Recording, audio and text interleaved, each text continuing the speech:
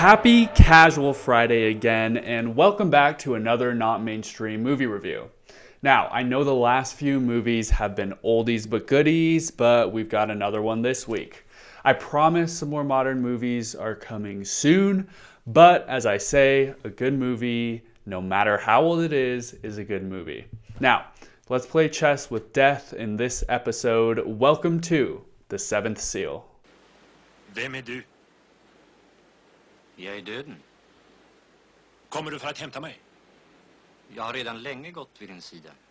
Det vet jag.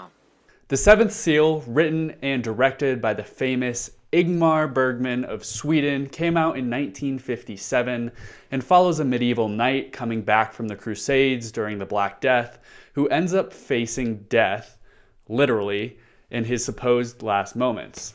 As death comes for him, he offers to play a game of chess, since he knows death loves to play chess. We follow the knight and his companions as they traverse through life, playing chess with death, and understanding the meaning of life from one that seemed meaningless. There are so many interpretations of this film, but I want to make this review vague so you all can watch it and let me know what you think.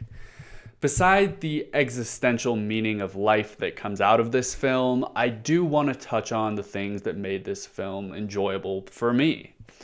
I also want to touch on some of the cool facts that I learned after I watched the film.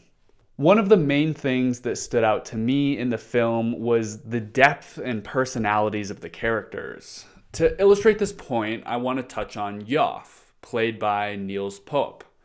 Joff, who is an actor, jester at the time, traveled the country doing shows with his wife, his baby, and the manager of the company.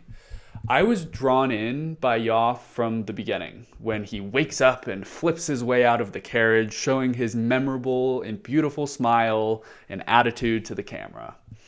There have been a few actors that have made me want to watch a movie more, but he was definitely one of them.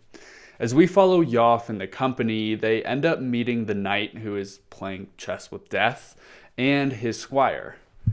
As adventures continue and more characters are met, there's a comedy of their interactions. Now, I went into this movie understanding the gravity and meaning of it, knowing that it was supposed to be quite a dark film. But really, so many moments had me laughing, unlike anything that I've seen in a while. And honestly, I think that's the beauty of it. Bergman's ability to showcase the fantastical characters he created while delving into some really serious topics of self-reflection, identity, and purpose is what makes this movie so great. And I'm not alone in this feeling at all. This film is considered a classic of world cinema as well as one of the greatest films of all time. With the Criterion Channel, I'm able to get behind-the-scenes footage, interviews, critics' interpretations of the films, which I watch all of after watching this film. One of the coolest aspects of this film were the filming locations. Bergman and his camera and directing creates a vast and real depiction of traveling Sweden during the Middle Ages. 90+% of this film was actually filmed in a local park. In one of the shots, you can see a reflection that turned out to be one of the skyscrapers nearby. Now, watching this film, you would have no idea that this was the case because of the immersive world building that occurs.